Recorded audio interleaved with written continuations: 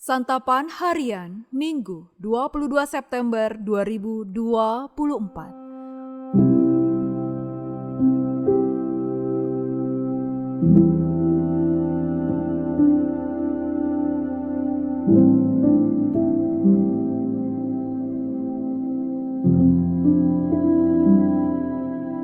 Inilah program Santapan Harian, sebuah program yang mengajak Anda menelusuri isi Alkitab, agar Anda menemukan makna firman Tuhan sesuai dengan konteksnya.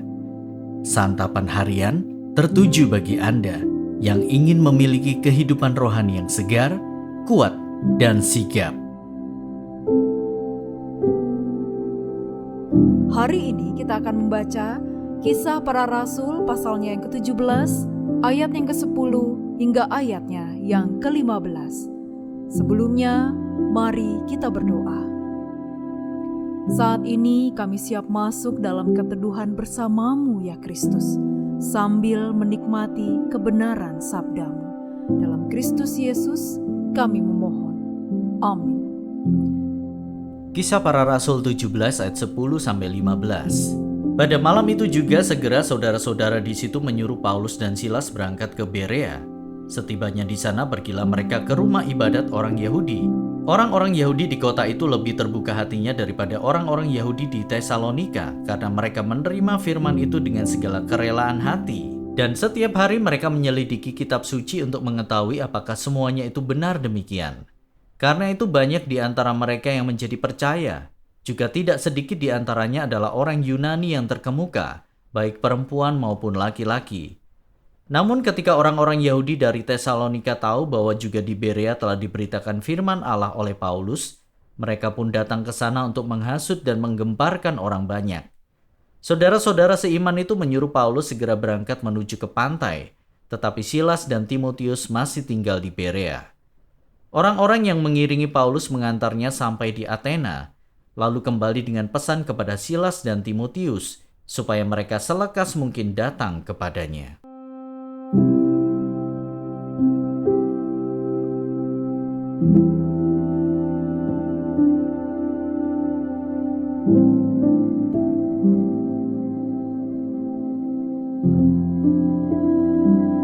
Sahabat Santapan Harian, gaya hidup seseorang mencirikan siapa dirinya.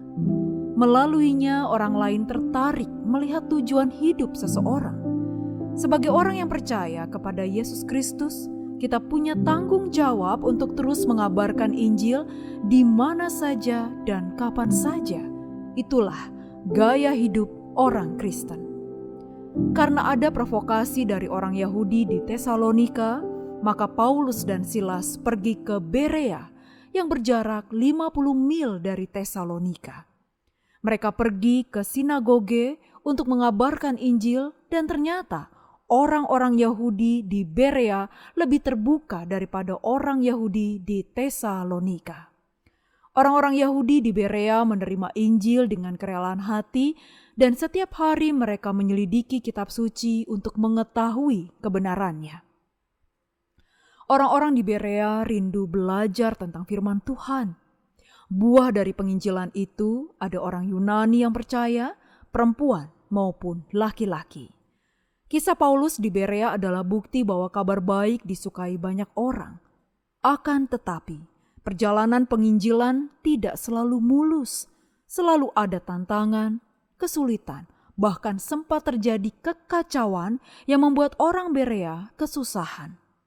Ketika orang Yahudi di Tesalonika mendengar bahwa Paulus dan Silas ada di Berea, mereka pun menyusul ke sana dan menghasut orang Berea. Kemudian Paulus menuju ke pantai, pergi ke Athena bersama beberapa jemaat melanjutkan perkabaran Injil. Namun Silas dan Timotius tetap di Berea. Saat ini banyak sekali kesempatan bagi kita untuk menyampaikan firman Tuhan. Bukan dari mimbar saja firman Tuhan bisa diwartakan, tetapi kita bisa memakai YouTube, TikTok, atau media sosial lainnya untuk menyampaikan berita keselamatan. Tantangan pemberitaan Injil muncul dalam berbagai macam kesulitan, ancaman, dan penolakan.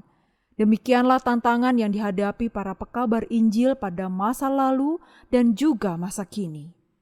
Bagaimanapun, memberitakan Injil harus menjadi gaya hidup kita. Melalui gaya hidup mengabarkan Injil, banyak orang akan tertarik menyelidiki kebenaran firman Tuhan. Kiranya semakin banyak orang menjadi percaya karena kesaksian firman Tuhan. Mari kita berdoa. Allah Maha Kasih, penuhi kami dengan kebenaran dan cinta-Mu yang sempurna, supaya kami menjadi terang yang bersinar bagi kemuliaan-Mu dengan mengasihi-Mu dan sesama dimanapun kami berada. Dalam nama Putra Tunggal-Mu Yesus Kristus, kami memohon. Amin.